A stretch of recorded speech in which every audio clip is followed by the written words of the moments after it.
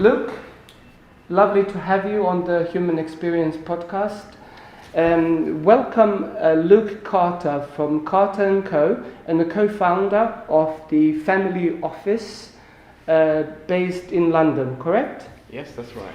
Could you please tell the audience a little bit about yourself, perhaps start about your business journey and your involvement in the business world? I understand it's mainly real estate and finance. Sure. And then we can talk about more about the sort of things that you are passionate about, like personal development and self-growth. Yeah. Well, first of all, fantastic pleasure to be on the show with yourself, Eldin. I'm an avid listener to your podcasts, and your book looks fantastic as well. Thank you. So very pleased to be here to share my journey. So for me, property's always been intrinsically kind of embedded in my fabric, I guess. From a young age, I used to come home from school and see all the progress on the building sites, and how I used to knock a house down and rebuild it, develop. So my mother and father ran a construction company for as long as I can remember. Okay. Dad used to play professional football as well, so it was very interesting seeing him coming home from training, albeit quite early. He might finish training at 1 o'clock in the afternoon, maybe earlier. Come home straight on the building site. So when I was coming home, it was a great experience. Obviously, as a young boy, you got all these massive diggers and dumper trucks around there. Yeah, like a reliving the Bob the Builder experience. Yeah, I remember, once driving this huge dumper truck over straight into a bonfire, and it's just them kind Incredible. of experiences. But I think what I learned from that is you just see firsthand what the creative process can do, and because you're enjoying that space you're creating, and obviously you're seeing it done for others as part of the construction and development arm. It's just a great thing to do. It's bringing joy to other people's lives through your creativity. Yeah, and I always believe that if you focus on yourself first, it makes you obviously the best person. You're enjoying your surroundings and you're living who you want to be on your terms. It's so much easier to give, and obviously I'm a big believer in giving unconditionally anyway. But if you're doing it in your own life, it's so much easier to inspire someone else. Like, hey, you look happy, you're doing good things, and you want to share it with other people. Incredible, and I guess by doing so, you have people coming to you and asking how it's done, rather than you having to sort of push your ideas and your beliefs onto people, because they see you so happy, you're successful at work, at family life, at business, and I think it's sort of, there's a lot of synergy between as you described, within self, and then everything else around you sort of miraculously works out. Yeah, I think it can be very linear sometimes when people focus on, they see something they want they want to run a company, they want to do well financially and provide, things like that, whatever the goal is. But I think often they approach it potentially back to front, like, what are the steps I need to get there? I see. Obviously that is very important, having a goal. I found it, and having a system in place how to achieve the objective. I think it's been much more important, and certainly over the past few years, I prefer to reverse engineer it. Like, what does my life, what do I want my life to look like? Oh, that's great. And the feelings I want to generate, and I work backwards in the plan. So that way I know that I'm going to end up with all these lovely feelings and all these situations that I want, and I've made it on my terms rather than making something, material, the goal. Incredible. Now, you mentioned the feelings that you want to experience and emotions by having that goal, by achieving that objective, let's say a year from now, 5-10 years from now. So is there a process, certain rituals that you do when you decide on a sort of new goal, new objective? I always make sure that I take time to reflect. Okay, 100%. So reflection. I spend a lot of time in nature and just basically being with myself, doing my hobbies, and basically relaxing the mind. I always believe, lately I found the word reflection a bit of a challenge, because sometimes we often reflect on things we already know rather than deriving new intuition. Okay. So I prefer to call it kind of looking inside yourself. What do you want to achieve? And I found that you definitely need to still your mind. Obviously, throughout history, we've always seen the greatest inventions have come to people just at a click of a hand. Absolutely. From a random place. But it's never from a random place. It's never. It might be relaxing in the shower. It might, any time you've turned off, that's probably when... It could have been in a meditation, could have been in walking in nature, and yes. Yeah, and you see throughout most people's successful stories, whether that's they class as success financially or just peaceful existence, or whatever they want, or a mixture of all of them, I always see the same kind of themes running through. It's that reflection and meditation and self-care. Okay. Yeah. Now, the reflection aspect, is there a particular process that you do something physically? Do you write in a journal or something like that, or is it just sort of inward journey, being in silence, in solitude, where you just sort of observe your thoughts and your feelings? I've always been one to do what I've been attracted to the most.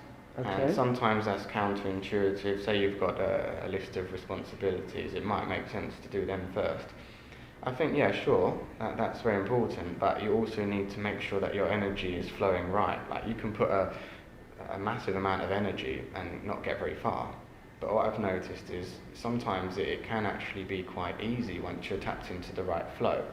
So when I maybe do a hobby or something like that, and my mind is distracted, my thinking mind, the mind with all the limitations and all the negative self-talk and things like that, I'm instantly operating from a different wavelength. Yes, you are in the flow. So I'm happier. So next time I want to tackle a task that I was intimidated with, absolutely fine. It just seems to resolve. You try to come in the same sort of energy flow of the thinking mind is not there. So by practicing through hobbies, you are applying the same sort of process in your everyday life, in work, in business, and in any other sort of challenges that you might face. Yeah, I mean, I'm quite a big believer in you cannot solve a problem with the same kind of mental level that... Which created it. Yeah, which created it in the first place. You've got to be on a different wavelength altogether. Absolutely. It's very contagious in a group setting as well. If you're coming in with that energy, you're going to end up brainstorming much greater ideas out of, just because of that vibe. And I understand this is all from a personal insight through the journey, through a process of, I guess, trial and error over a number of years. Yeah. That I guess you have tried, you've done a lot of research, read a lot of books. You tried various systems and techniques out there until you came to certain understandings and insights which you have today. So could you tell us a little bit more about how you have come to these insights that you are experiencing today? Yeah, sure. So if I can turn it into a bit more of a story. Yes, please. So I would say when I was 14, 15, I used to be very keen scientific experimenter. I loved building things, loved mechanics, electronics, chemistry, everything like that. And I knew I wanted to do something involved in, releasing my creativity in a scientific way, but also on my terms. And obviously in the background, I always knew that I was somehow going to be involved in property as part of the creative process, and it stands very true for a lot of the things I believe in. Okay. So I already knew, and even more now, that it doesn't really matter what I do as long as it's got them core components within that actually light me up. So that's the most important thing. So it's very transferable. So I knew that I just wanted to live and work in my own flow on my terms. Obviously, when I left school, I went into property straight away. I started a few businesses, which I kept running for some time. Okay.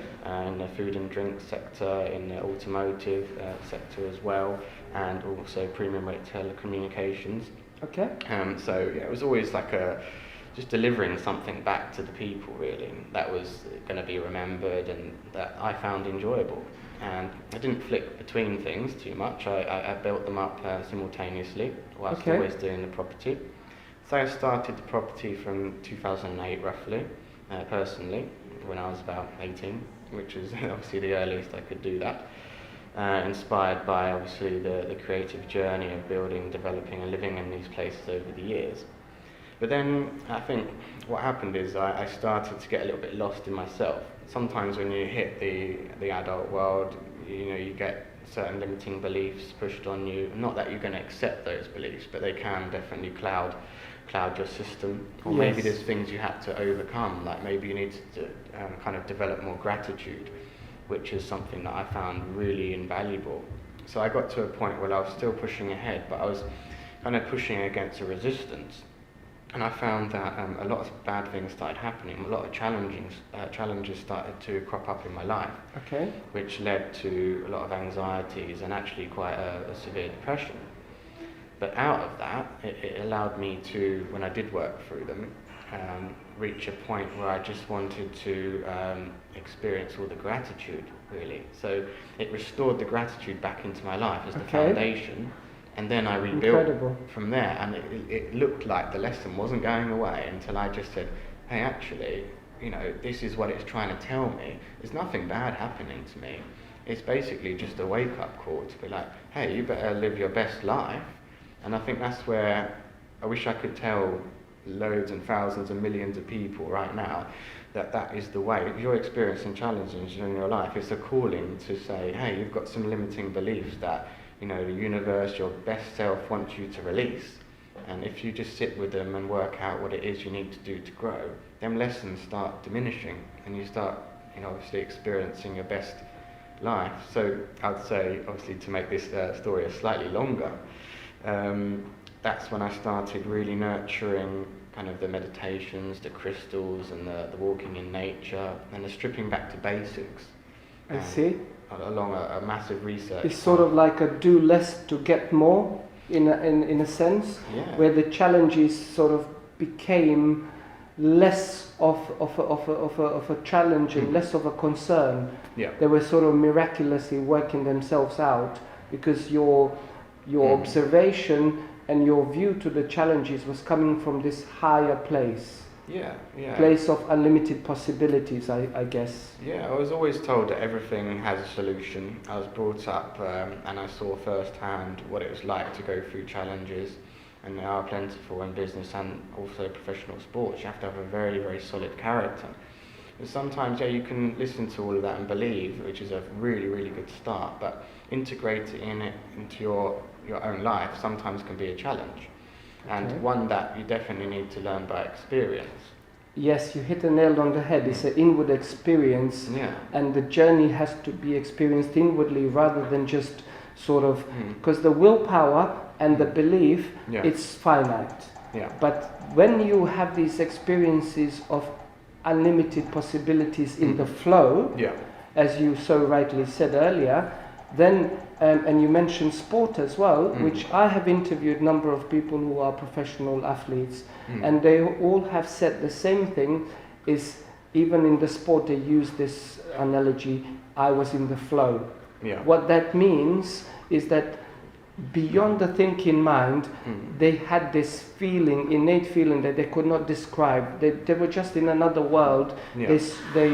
They run the fastest, they score the best goal if they are footballers, or I guess that's what happens in business as well, in any area of person's life. Yeah, and I've found a lot of my life has actually been turning a lot more successful in every kind of endeavour, that if it's searching for peace, increasing my self-love, anything like that. It's all come back to letting go of things, really, rather than adding them. I see. And it takes a long time. It took me a long time of a lot of effort. So I have a funny relationship with effort. I've always been told to put in maximum effort, which is absolutely true. Like I won all the races at school for being the fastest runner, and I really am proud of them moments. But I think it's when you start to go a bit deeper and realise what is the effort going towards. It's going towards your best self. And when something clicks in yourself to say, actually, if my best effort was put in a line of where it's least resistance in life, you're just going to live out of your source and you're going to be absolutely shining in life. And that's what I've kind of learnt more recently. you mentioned shining in life. Mm. I guess with this process of shining your light the brightest, you sort of unconsciously give other people around you permission to shine their light the brightest also. Yeah. Did you find that in your life? Yeah, I think so. I think a lot of the time you can look at it at different levels. Like if you go into a room with a lot of vibrancy, people want to be around you. But I think on an unconscious level, you start getting phone calls from people you might not have spoken to for a while, and just because your vibration's higher, it's just Absolutely. So whether you believe it on a scientific level or a more spiritual level, Yes. I think it fits the bill perfectly. Exactly. You know, one thing I'm keen to do is not overstate the spiritualism, although I think it's a fantastic thing. I realise that for most they need to see the practical results and to maybe have a rational explanation. Yes. And coming from a scientific kind of mindset, I would agree with that. But I've seen the evidence. Every time I've seen someone go through a challenge and come out the other end, that's just more evidence. Even if I didn't live that experience directly, I've seen that, and I know that if I go through the challenge, I can get that reward as well. But it's doing that in a way that lights you up, and you've got to know why you're pushing yourself differently, which obviously comes back to that massive one for everybody, like why are you doing things in the first place? Well, what is your view about, I mean, I know why everyone is doing it, but what is your view? I guess the growth is inevitable, right? Yeah. The change, the growth is inevitable. So whether we consciously are aware of it or not, Yeah. but my view is that when we are consciously aware that the growth is what we are all about, why we're here, then and you create certain rituals and practices daily to actually enable yourself to live your true self from the source with infinite possibilities, and you live in peace, in harmony, in high self-love, high self-confidence and fulfillment, then I think, you really, what everyone is seeking for is to be happy. Yes. To be ultimately happy, fulfilled, feel Yeah. joy, feel inner peace, bliss, to be their true self, unapologetically. Yeah. And I think it can take a lot of bravery to surrender into what your dreams are. A lot of people give up on their dreams. They think it's not for them. They don't deserve something, and they're all limiting beliefs. Oh yes, it's the negative self-talk, Yeah, the absolutely. chatter. But when you realise that you've got this unique, and you're blessed to be here with that unique set of gifts to offer the world, Absolutely. it becomes quite addictive. Like it seems like you're being called to do that, and that one of my biggest whys is creating not only stability for generations to come, but also stability of mindset. I want to be able to transfer all these amazing beliefs, and that you can be your best self, and there's no reason why you can't. And for XYZ reason, there's going to be loads of people that might be against that, or but just to keep following through with them dreams, because This is very interesting. May I ask you to elaborate? Would you say that this is possible for anyone from any background, even if they, like sort of a homeless person who comes from a background where they disadvantaged sort of background, there are certain steps anyone can take to get to that place? Yeah, I think 100%, because I'm a believer in the 1% rule, that if you just do 1% of growth every day or every week even, consistently, that's going to compound very, very quickly. And I read somewhere that small hinges open big doors, and I really like that, because you don't have to change much of your life mentally. And dramatically. No. It's a small steps daily. It is, and the leverage you gain from that it's exactly what it is on the tin. It's leverage. Every time I've made a small change, it's actually manifested as quite a big change in my life. So it doesn't matter where you've come from, you can definitely make it. My dad grew up in Hackney, and there wasn't much opportunity there. Although a lot of people, for some reason that we seem to know in our circle, have done extremely well from that. So sometimes it's that catalyst, isn't it, that you want to create something from a difficult situation. It's that driving force, and I've noticed a lot that it's when someone can turn the negatives and use the blessing was in the challenge all along. Absolutely. Like someone might be, I don't know, I read in a book, Think and Grow Rich. Yes. Someone had a hearing problem. They actually turned that into their biggest selling point by being the most successful distributor of hearing products and helping loads of people. So I do believe that them challenges are like golden nuggets for you to conquer. And it's like, hey, if you go down that path, you're guaranteed a fantastic life. And I understand there is another book, because you mentioned books throughout this interview. I understand there is another book which is very dear to you, The Alchemist from Paulo Coelho. Yes. And what are the insights from that book that sort of resonate with you in your own personal life, on your own journey? Yeah, I think The Alchemist, I mean, that was an interesting one because I'd done quite a lot of spiritual research and self-growth research anyway, natural health, herbs, nutraceuticals, everything like that. Very keen on growth in general. But that's the first book that took a more of a spiritual turn for me. Obviously I read The Secret, I think, before that. Okay. It's fantastic, it really is. The Alchemist, it wasn't like a progression, but it was like, I liked the fact that it was a story-based book that wasn't based on real life, although you can see how that could be based on real life. But it had quite a deep meaning for me because it was all about hearing things like Maktab, like it is written. Yes. And all the omens. The omens following the signs of synchronicity, and I love the ending. And I guess being happily married and having a family, when you read this book, you understood that everyone has their Fatima down by the water. Yeah. That is sort of their love at first sight, sort of their soulmate in a sense. Yeah. I think it's fantastic how two people can come together and just know that's the right thing. Yeah, it's instantaneously almost, but it's sort of, they feel that sort of profound love for the person almost instantaneously, but and after a while, I guess for me, I knew the first few weeks of meeting my wife that we're gonna get married, and we proposed to each other within the first 3 months. Yeah, that's great. And it was instant. Yeah. I think on the first date we knew. Yeah, no, that's great. Yeah, no, for me similar, and also for my dad, he said the same thing. He just knew that was it. They were married within not very long, and I think he just turned 18 as well when he got married. Incredible.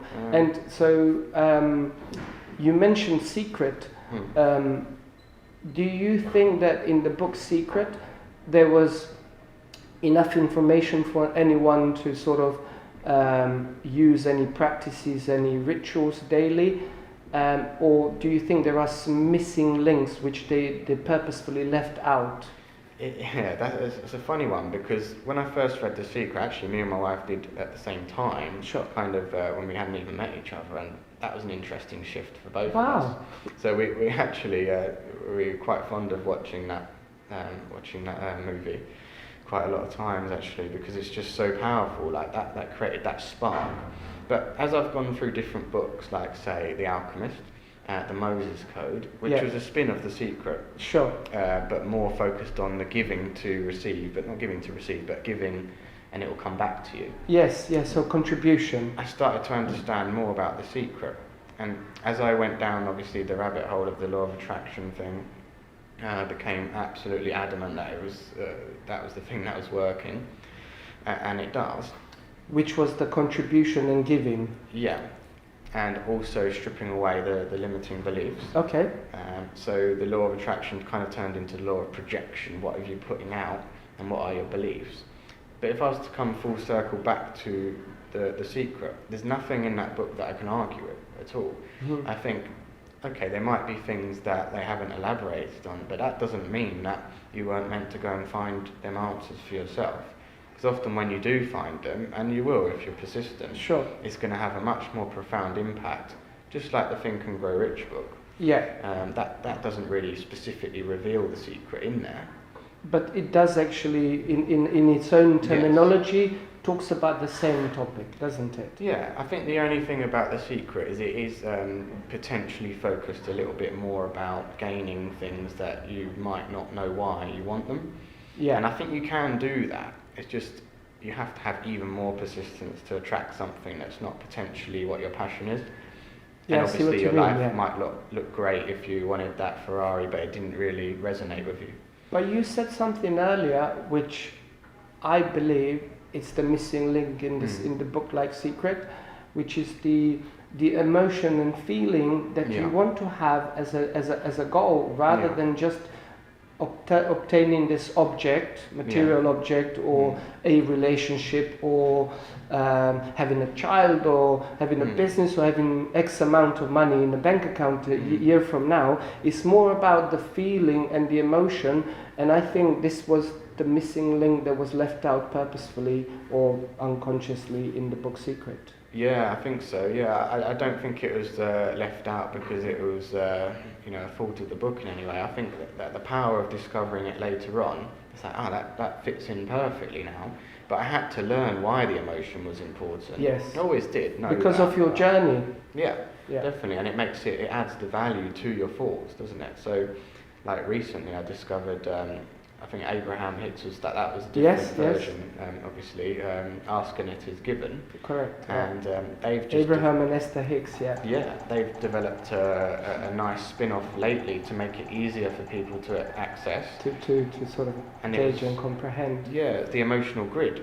Yeah. So I done an emotional grid the other day, and it was amazing how unrelated the original goal was from all the emotions that were actually manifested out of it on the grid. So it just goes to show that sometimes we need to strip back to the essence of what we're looking for and ask. And why? Yeah, and why? Yeah, and what feeling do you want to generate? And that's sometimes why I've been able to jump between a few different things, but it's had that common feeling ground in between. Yeah. And there was a synergy, even though you mentioned several businesses at the time, you were building them up off the ground quite successfully, and it was your why, I think, which was in synergy amongst all the projects that you were involved with at the same time. Yeah, exactly. And people ask me for a 5-10 year business plan, and I'm not really interested. I'm more interested in where my energy is going to take me and what I want to give back. Giving back is very important for us. But I find it's all about where I want to be emotionally and in my life rather than... So it's the vision of the why, what you want to give and contribute, and your emotions and feelings by contributing, and then you work sort of backwards from there. Definitely, and I know that 100% because there's a lot of things that, a lot of avenues I've gone down in business recently or in the last few years that I wouldn't necessarily have conjured up mentally. I wouldn't have thought, okay, I want to be involved in X, Y, Z sector. But it's just happened, and it happens to be quite in resonance with what I wanted to do on an emotional level. So I think if you can't have that feeling at the end of it, there's no point. So you might as well start with the feeling first and think, that's what I want to feel.